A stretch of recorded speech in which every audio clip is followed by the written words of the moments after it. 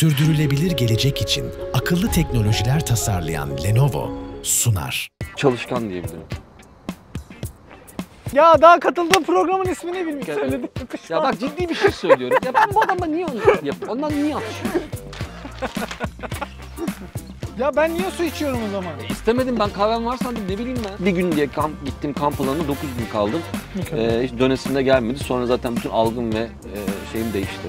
Doğada yaşamak daha ucuz bir kere. Bunu 3650 TL para harcamışım. Yani yelkenlim var belki. Yok ondan sonra yok şu kadar 3600 liraya bir ay geçiniyor.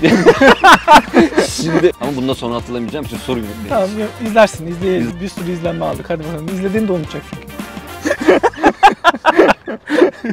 Türkiye'nin ilk outdoor talk show'u İskokan Sohbetlere hoş geldiniz. Hani her zaman diyorum ya, doğadaki dostluklarla, yani doğada kurulan dostluklarla şehirde kurulan dostluklar arasında dağlar kadar fark var. Bu bölümde de aslında onun bir örneğini göreceksiniz. Değerli büyüğüm Gökhan abi burada. Onunla gerçekten çok güzel projelere imza attık. Çok güzel zamanlar geçirdik. Bayağıdır da tanışıyoruz aslında. 7 sene olmuştur herhalde. Tabii çok uzun zaman oldu. Yani ilk yola çıktım, benim hani bu tarafa ağırlık verdiğim zamanında tanıştık. Hatta geçen gün telefonu karıştırırken çok eski fotoğraflarımıza denk geldim, arşivleri düzenlerken. Bayağı uzun zaman olmuş ve çok güzel işler yapmışız gerçekten. Kesinlikle. Yani. Çok güzel vakitte geçirdik. Aynen. Ama birazcık şey yani hani biz ne zaman yan yana gelsek böyle didişiyoruz falan. Bunu baştan uyaralım. Bir tane videomuzda hatırlıyorsun. Hani biz didişirken bana terbiyesiz diyenler olmuş. Ona niye böyle davranıyorsun diyen oldu, evet doğru. Yani biz birbirimizi sevgimizden şey yapıyoruz. Yanlış anlamayın lütfen. Evet. Peki şöyle bir durum var şimdi abi. Evet. Yani biz seni daha çok hani doğada tanıdık ve hani çoğumuz doğada tek başına gezen, kamp yapan birisi olarak tanıyor. Ama hani bundan önce Gökhan Konaş kimdi, nasıl bir hayatı vardı? Birazcık hani nereden nereye bölümümüzü bu şekilde geçirelim. Hızlıca ve kısaca anlatayım. İstanbul Üniversitesi makine mezunuyum aslında. Ama o mesleği hiç yapamadım çünkü sevemedim. Yani biraz böyle o hani gençken bir mühendislik okuyayım da ne olursa olsun üniversiteye kazanırken, öyle bir şey vardır ya üniversite sınavlarına girerken, o kafayla girmiştim ama hiç zevk almadım ve yapmadım o işi. 96'da Türkiye internetin gelmesiyle internet ve bilişim sektörü benim çok ilgimi çekmişti. Ve 99'da Design Studio diye bir ajans, bir şirket kurdum. Web sitesi tasarımı ve hosting vesaire gibi işler yapıyorduk. Sonra o iş büyüdü ve ben uzun yıllar 2014'e kadar aktif olarak, 2012'ye kadar aktif olarak bilişim sektöründe e-ticaret uzmanı, yönetici olarak, girişimci olarak çalıştım. Sonra bir gün gittiğim bir kampta doğadan ve kamp hayatından, doğanın bana ne yarattığı, tekrardan uyandırdığı duygulardan çok etkilenerek biraz doğaya dönmeye karar verdim. İş tarafını biraz azalttım. Danışmanlığa döndüm. Birkaç yılda o şekilde devam ettikten sonra tamamen bırakarak kendimi yollara vurdum.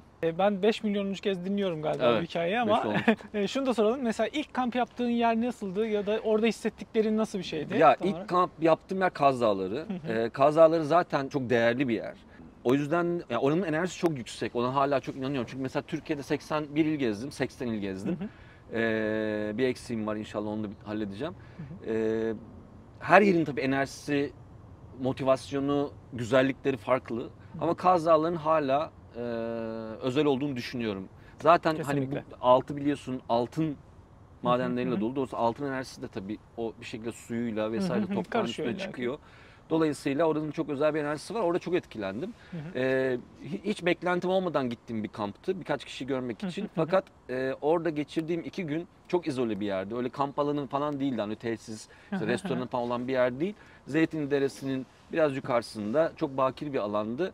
Orada geçirdiğim birkaç gün beni çok etkiledi gerçekten. Yani böyle içimde uyuyan, uykuya dalmış bazı duyguların, çok güzel şehirde ölen bazı duyguların tekrar canlandığını çok net hissettim. Hatırlamak gibi değil mi yani? Unuttuğun duyguları tekrar hatırlamışsın gibi hissediyorsun. Bunu iki şekilde, yani bu hatırlama iki şekilde. Bir, genetiğimde var olan kadim duygular var, bilgiler var. Evet. Onlar bir uyandığını hissettim orada.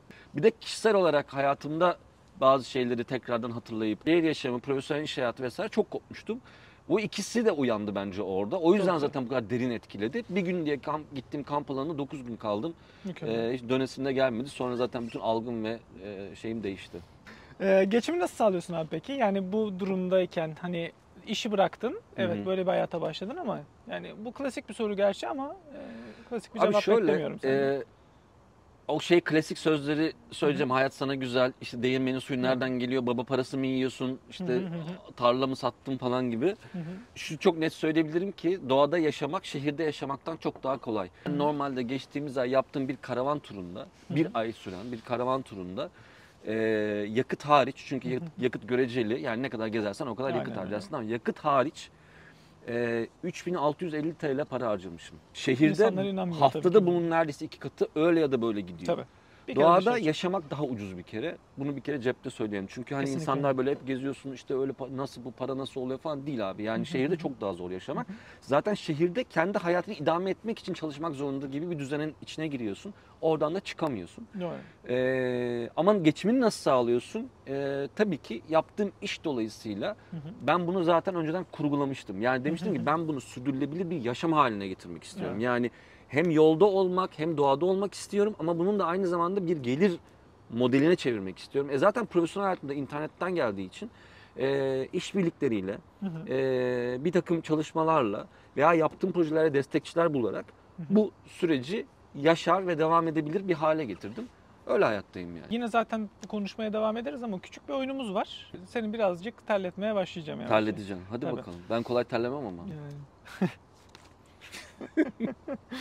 Şimdi 3 kelime diye bir oyunumuz var abi. Yani şöyle, sana bazı kelimeler vereceğim. Sen bu kelimeleri 3 kelimeyle tanımlayacaksın. Doğa, Özgürlük, sağlık, ihtiyaç.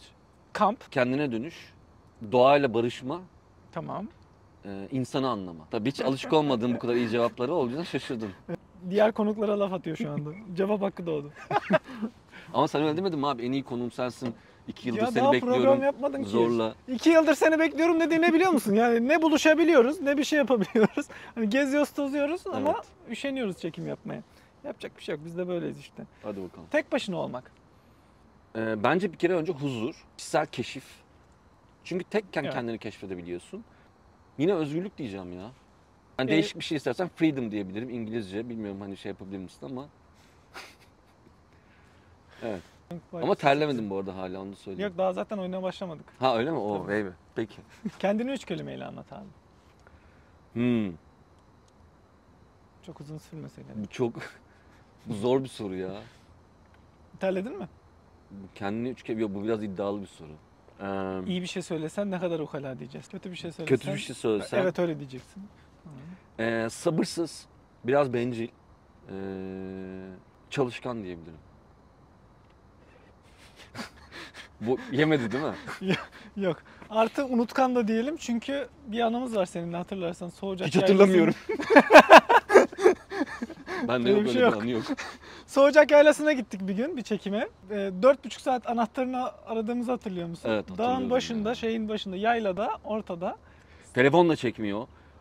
Anahtar kal. Ya gerçekten Şeyle, tornavidayla arabayı açmaya çalıştık. şey Remorku çok acayip değil mi? Yani üçümüzün aynı anda dizilip Araba- ileri geri. Sanki kayıp arıyoruz hakikaten Evet, operasyonu çıkmış evet, gibi. bayağı şeydi. Nerede bırakmış? Telefonla sabah çekime çıkmış. Taşın üstüne anahtarını bırakmış. Ama öyle bir şey devam söyleyeyim etti. mi? Yaşlılık işte yani. Senin olmadığın hiçbir yerde ben anahtarımı kaybetmedim. İyi de Demek ki sen benim kafamı karıştırıyorsun. Ne? Yani Ama- demek ki seninle ilgili bir problem var yani. Bence bende problem yok. Ben olduğum zaman bütün işleri genelde Evet. ben yaptığım için o anahtarı da ben toplayacağım zannediyorum. Sen da olduğun işte zaman bir şey. aksilikler başıma geliyor. Sen yokken fıstık gibi hayatım Ya ne var. alakası var? Bilmiyorum. Daha bir sürü örnek verebilirim bu Şu arada. ateş devrilip arabalar falan yanarsa sorulara devam. Yok. Bitti mi o bölüm? Program benim istediğim gibi şey Hayır, bölüm yaparım. bitti mi? Ben konsantrasyonumu ona göre ayarlayacağım. Ya hiç doğaçlama diye bir şey yok ya. Konsantrasyon ayarlamak nedir ya? Ya iyi bir sohbet olsun diye. Ben herhangi bir nesne, herhangi bir canlı ya da herhangi bir şey olabilirim. Sana farklı böyle bilmece gibi bir soru soracağım. Sen benim kim olduğumu, ne olduğumu tahmin etmeye çalışacaksın. Her şey olabilirim. Tamam, Ve zaten deneyelim. başladığımız zaman anlayacağın şeyi. Okey.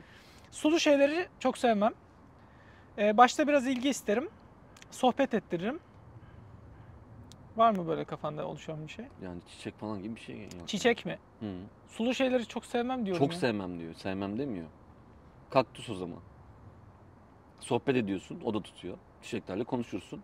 Diğeri neydi? Bir şey daha. Sohbet ettiririm. Tamam, Başta biraz ilgi isterim. tamam. İşte çiçek. Büyülerim. Gene hala çiçek olabilir.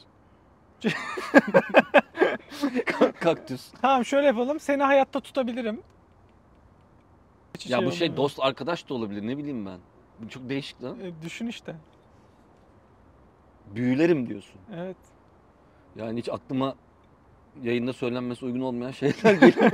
Yok, hakikaten bir fikrim yok. Tamam, Sohbet o zaman ettiririm. bir kokun vardır. Çiçek. Hala. Ateş mi? Evet. Takım çalışmasını çok severim. Neme bayılırım. Bu seferki Neme bayılıyor. Peki. Beni çoğu yerde görebilirsin. Hı hı. Bazen yeşil, bazen turuncu, bazen sarı şekilde olabilirim. Hadi Çiçek. bakayım. Evet. Ya böyle bir şey değil, bonus bütün tuşlara bas. Tamam, başka? Benim kullanmayı bilirsen seni hayatta tutabilirim. Bu da odun falan, ağaç falan gibi bir şey mi? Yani ateşe bağlı bir şey. Düşünelim, evet, ateşle alakalı bir şey olabilir ama şöyle düşün. Her yerde bulunabilecek, nemi sevebilecek bir şeyler bunlar. Şöyle söyleyelim, biraz daha örnek vereyim. Mesela yönümü bulmama bazen Yosun. yardımcı olabilirim. Tamam, yosunun başka bir arkadaşı var. Mantar. Mantar ve alg birleştiği zaman bir şey oluşturuyor. At. Ne bileyim. Mantarla alg birleştiği zaman. Alg. Tamam, ne oluyor? Ne oluyor? İşte bir şey oluyor ağaçların yüzeyinde ve taşların üzerinde ve toprakta bazen başka Yosun yerde. oluyor işte. İşte yosunun başka bir şekli var, formu var. Tam olarak yosun O değil. şey teraryumlarda kullanılan şeyi söylüyorsun değil mi? Ya ağaçların sakalı oluyor bazen bu. Hani sakallı görüntüsü Tamam, oluyor. bilemedim adını şu an, aklıma Liken. gelmiyor. Ha? Liken. Ha, liken. Liken. Tamam. Ama bundan sonra hatırlamayacağım için sorun yok benim Tamam, için. izlersin, izleyince şey İzleyince. yaparsın. Bir sürü izlenme aldık. Hadi bakalım. İzlediğini de unutacak çünkü. Güzelmiş. Çok sınırım yoktur. Bazen kısa, bazen uzunum. Kesin çiçek. Sana yeni şeyler katarım. Eskileri bile yeni şekilde sunabilirim. Bazen uzun, bazen kısa. Evet. Eskileri yeni şekilde sunabilirim. Bazen eskileri bile yeni şekilde sunabilirim sana. Bu hiçbir şey canlanmadı bununla ya. Bana uyarsan seni bir yerlere götürürüm. Rüzgar. Rüzgara uyup da ne, yelken misin abi sen? Yani yelkenlim var belki. Var mı? Yok ama olsa güzel olur. Yok, ondan sonra yok şu kadar 3600 lira bir ay geçiniyor. Değil- Yelken. Şimdi önce karavana geçeceğim. Karavandan sonra yelkenli olur. Biraz da Anladım. karavanı Peki karavan yapayım. nerede gidiyor? Yollar. Yollar. Uzun, kısa. Tamam. Senin Evet. istediğin Yol olabilir mi acaba? Yol, evet. Evet. Şimdi enlere geçiyoruz. Yani Tamam. senin enlerine geçiyoruz burada Hı. aslında. En unutulmaz kamp anın. En unutulmazı. Evet. Yani Faraşin Yaylası'nın üstünde Çalyan Gölü diye bir buzul gölü var. Hı hı. 3200 rakımda. Faraşin Yaylası da Şırnak'la Van arasında orta bir yerde, yanlış hatırlamıyorsam. Orada kalmıştım bir gece. Yani çok ıssız bir yerdi. Ve orada gün batımı ve gün doğumu müthişti. Mesela o böyle çok spesifik aklımda kalan bir şeydir. Ama yani bununla sınırlandırmak diğerlerine çok haksızlık olur, şaka bir yana gerçekten. Çünkü yani çok güzel anlar var yani kamplarda yaşadığın. Ya bana sorarsan paha bir şey. Yani hiçbir şeyle satın alamayacağım mutluluklar, böyle hani engel olamadığın bir gülümseme oturur ya yüzüne, böyle Aynen. hani tutmak istersin tutamazsın, böyle yanakların gerilir falan. Öyle çok anım oldu doğada. Hepsi çok hani hakikaten çok güzel anlar yaşadım ben. Şimdi bak düşününce bile şey yapıyorum yani, böyle gülümsüyorum yani. Gerçekten Süper.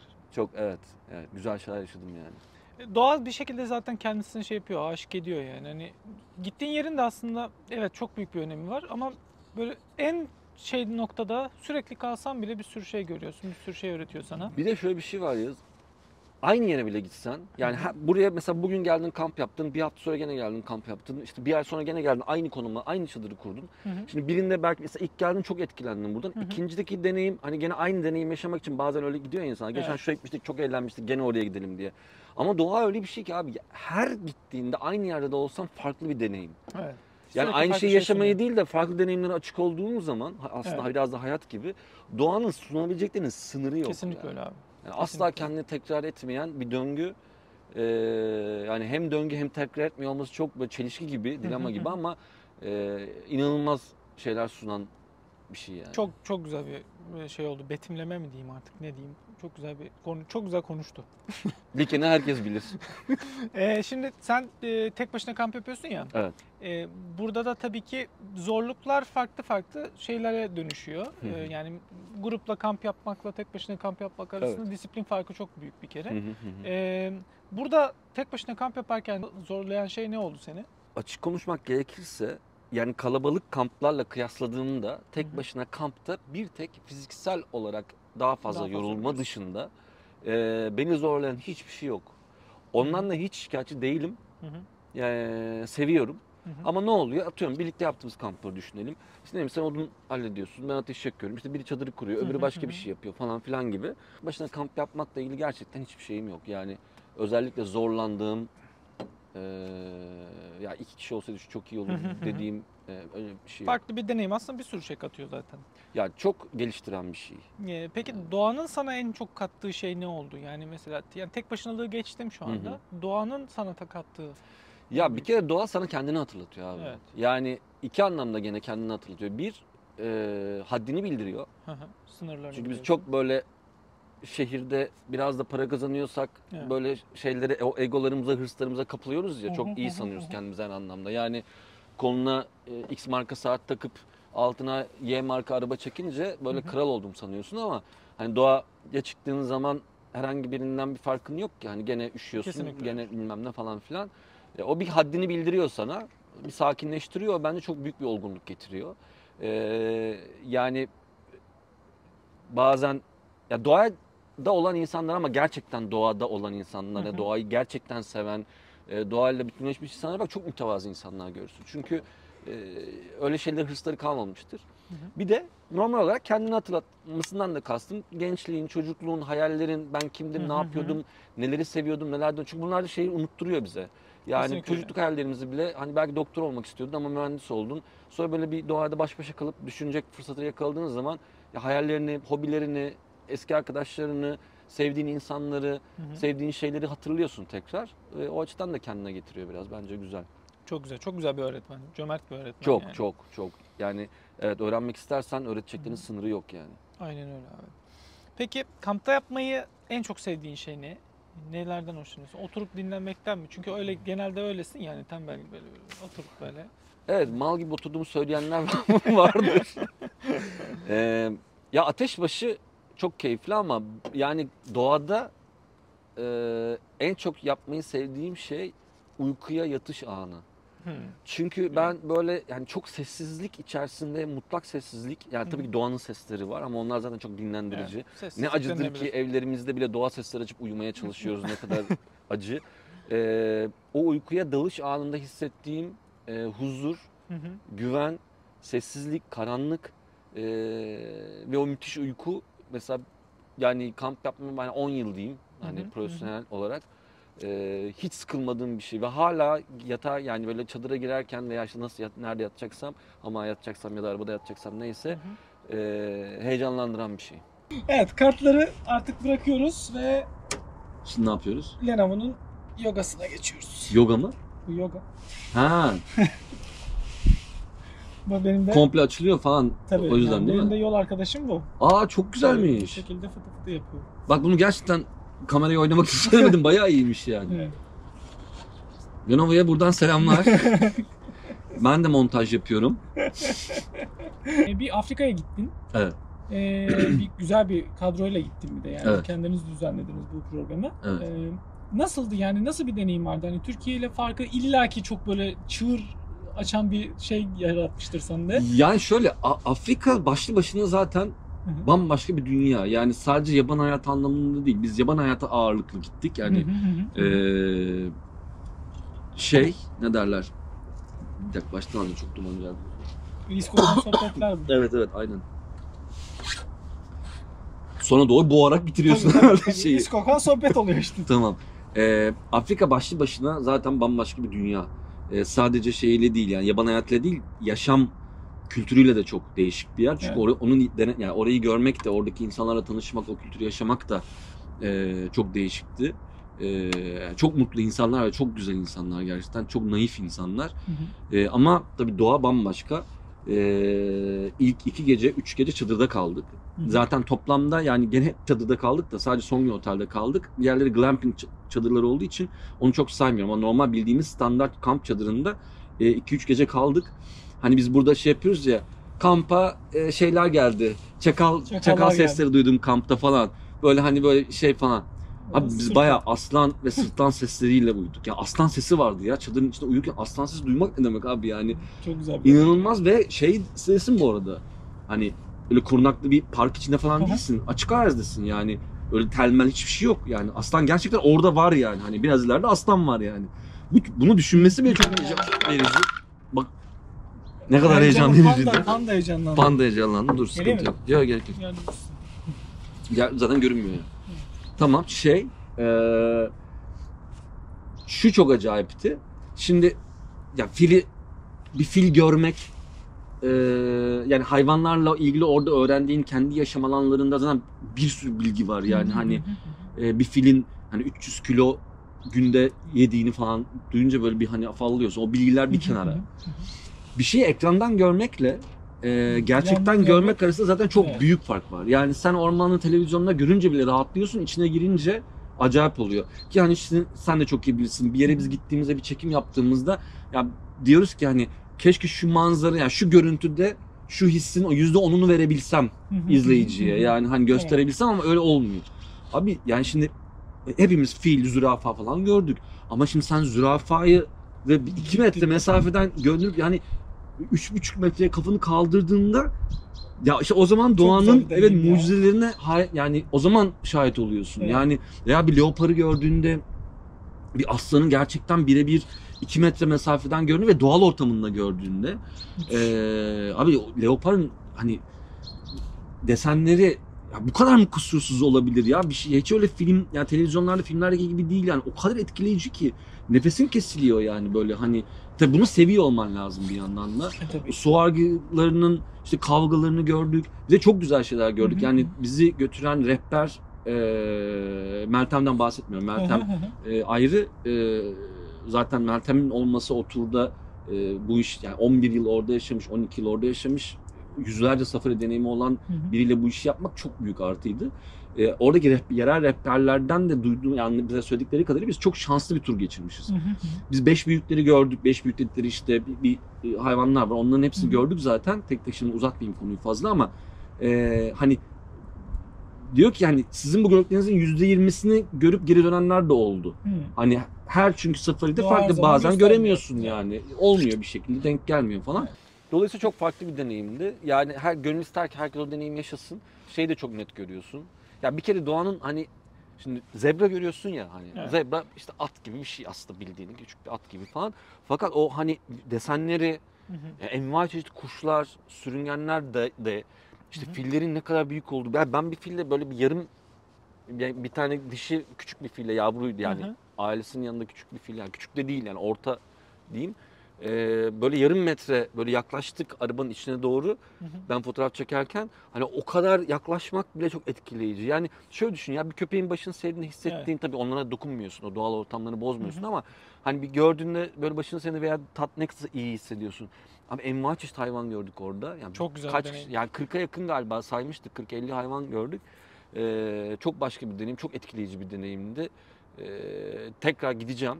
Yani çünkü ilk gittiğimde böyle heyecanla böyle ne olduğunu anlamadan bir şeyler yaşandı. İkincisi daha bilinçli. Şimdi tadını çıkartırsın. Evet, tadını çıkartacağım bir şey olacak. Çok etkileyici bir deneyimdi gerçekten. Tabii şeyi fark ediyorsun günün sonunda ne kadar da önemsiziz yani. Evet. Hani neler oluyor nokta çünkü. Kadar bir yerimiz var yani. Neler gördük yani hani inanılmaz şey hissediyorsun kendini değişik yani. Son bir oyunumuz var. Bu da oyuncu çıktın arkadaş ya. Yapacak bir şey yok. Bu ne? Oyunda oyun. Röportajı değil oyuna geldim deseydin o zaman. Ben röportaj demedim. Şaka. Seni seviyorum ama çok değil. Evet. Çok da umurumda.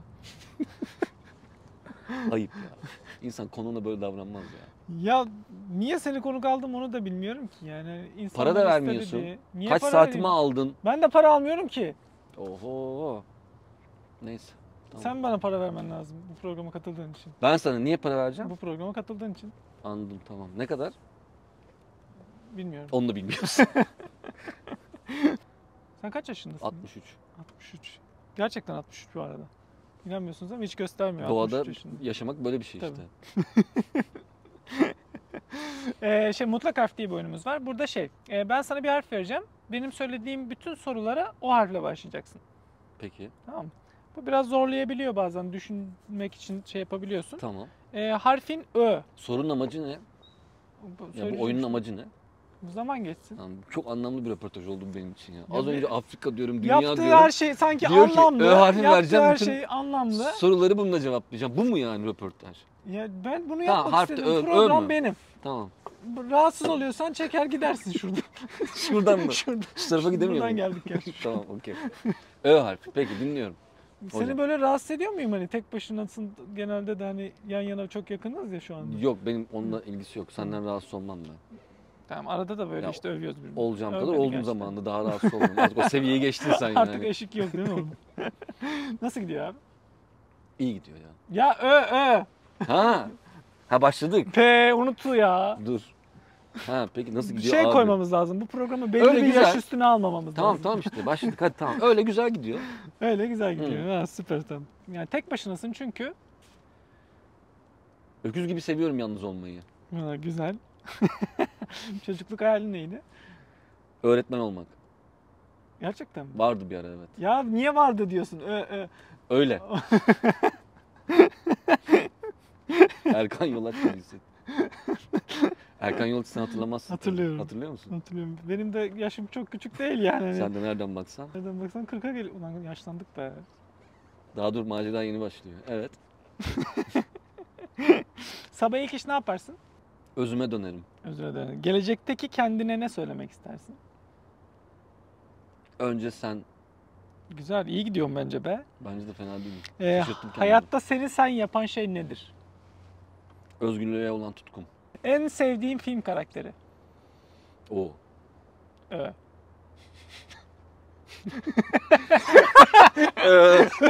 Düşünüyordum. En sevdiğim film karakteri dur bakayım. Few moments later.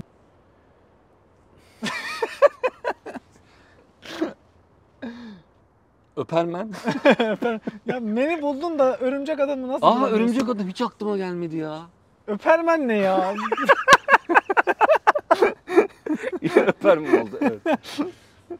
Arkadaşlarınla en çok nerede vakit geçiriyorsun? Bunu hayaliyle yaşamıştım. Ben öpermen olacaktım. Herkes öpecektim evet. Arkadaşlarınla en çok nerede vakit geçirirsin? Nazar değdirdin ya. Önü güzel manzara olan her yerde. Oo, güzel. Süper. Şeye takılıyorsun. Bir şey öyle ilgili bir şey söylemek istiyorsan. Halbuki öğüyü kullansan Öğüyü kolay. kullansan daha rahat Tamam. çözeceksin Okey. ama olsun. Son bir bilgi sorum var sana. Tabii. Burada bilgini ölçmek için değil, hani hem izleyiciye hem de bize, kendimize bir şeyler katmak için yapıyorum. Keşke bu soruyu önceden sorsaydın. Rezil olmayalım. Yapacak bir şey yok. Dünyanın en yüksek yerleşim yerini soracağım sana. Böyle bir en yüksek yerleşim birimi. Oranın ismini mi İsmini istiyorsun? sormayacağım. Kaç metredir diyeceğim. Yani orada o metrede insanlar bir yerleşim yeri kurmuş. Kaç metre olabilir? Ya bir yaşam olan, bir köy Yaşam gibi alanı, bir yer köy var. gibi Ha, bir yer gerçekten kurmuş. yaşanan Evet, bir yerden gerçekten bahsediyorum. yaşanan bir yerden bahsediyorum. Rakım kaç olabilir? Abi hatırlamıyorum ama yeri hatırlamıyorum ama 4600-4800 gibi bir rakam var kafamda. Attın mı? Attın. Ama çok yaklaştın. Tamam. Hayır, Ant, yani Ant Dağları'nda Ha. 5000 metrede yerleşim yeri varmış. Dünyanın en yüksek rakımlı yerleşim Tamam. yeri olarak geçiyor. Bu da bilgi sorusuydu. Bu kadar. tamam Ant Dağları'nda. Ant Dağları. Okey. İşte 4600-4800 gibi bir şey kalmış aklımda. yani. Lariconada diye geçiyor. Lariconada. Lariconada. Çok ilginç bir şey. Evet. Orada bambaşka bir Tabii dünya canım. olsa gerek her anlamda. Hava koşullarını bir düşünsene abi yani. Hava, nasıl- bitki yani- örtüsü, yetişen şeyler yani her şey çok farklı. Bitki, ağaç zaten çok fazla yoktur. Nerede olur? Bu arada sana 5 çok ilginç milyar. bir şey söyleyeyim mi? Evet. Afrika'da Ngorongoro dünyanın en büyük krateri ya. Tamam.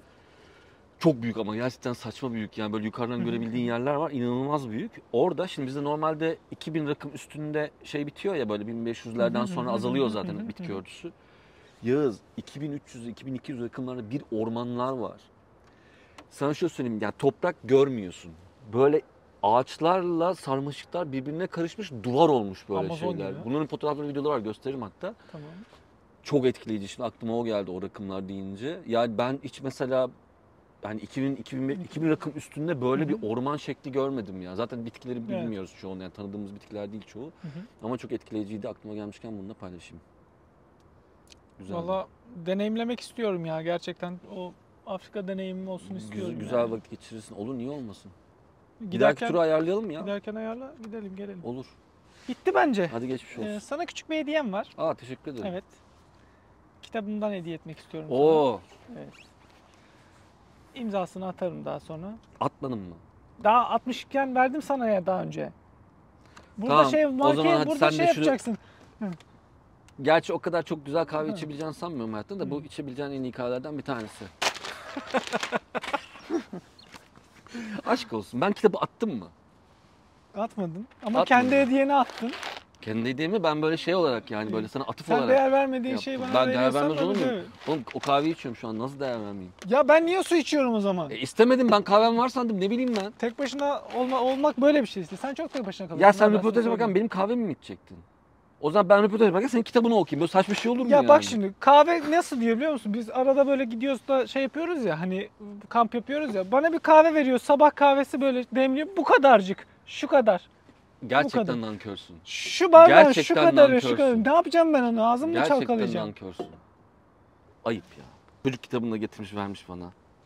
Oku bir şeyler öğren işte. Neyse, iyi, çocuklara yazmak da iyi yapmışsın abi. Evet. Neden? Çünkü ağaç yaşken eğilir. Çocukların doğayı küçükken... Söylediğine pişman. Ya bak, ciddi bir şey söylüyorum. Ya ben bu adamla niye onu ondan niye atışıyorsun?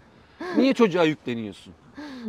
Diyorum ki çocuklar küçükken doğayı öğrenebilirlerse büyüdüklerinde içine sıçmazlar.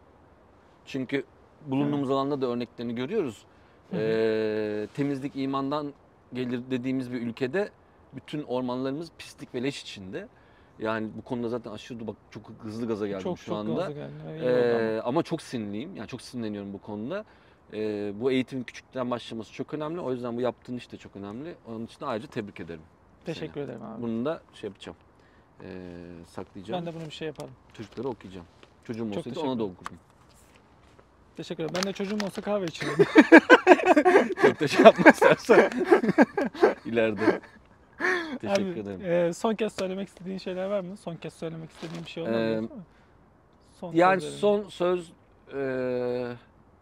doğayı sev ya. Doğayı anla, doğayı sev. Ayıyı öp. Bu yani. Hayatımda bu kadar kötü kapanış görmedim. Evet. Yani Abi- röportaj o kadar iyi oldu ki Tabii. diğerleriyle dengelesin diye sonunu kötü bitireyim dedim. Bu arada diğer herkese, röportajda katılan, İSLİ sohbetlere katılan herkese Ya daha katıldığım programın ismini bilmiyorum. İSLİ sohbetler ne ya? kaslı sohbetler Sandviç miyim ben neydi? İSLİ şey gibi? Kaslı sohbetler miydi? Neydi? İSLİ kaşar peyniri muamelesi yaptı programı ya. İSLİ sohbetler güzel ama ben bunu rakip program olarak Öz hakiki araştırırım. İSLİ İSLİ sohbetler. sohbet. mi? Evet, Neyse. teşekkür ederiz. Kendinize iyi bakın. Biz dinlediğiniz için. Doğayla kalın. Bu kadar. Ah. Hadi görüşürüz. Güzel oldu bence. Bence de. Çok eğlenceli oldu. İskokan sohbetlerin bir bölümünün daha sonuna geldik. Kendinize iyi bakın. Görüşmek üzere. Sen de orada bir şeyler yapıyorsun orada. Ciddiyet Bir daha sıfır. yap istersen. Yok bitti. Tamam. Hepsini koyacağım bunu. Ha, dur şunu kapatamıyorum. Sürdürülebilir gelecek için akıllı teknolojiler tasarlayan Lenovo sundu.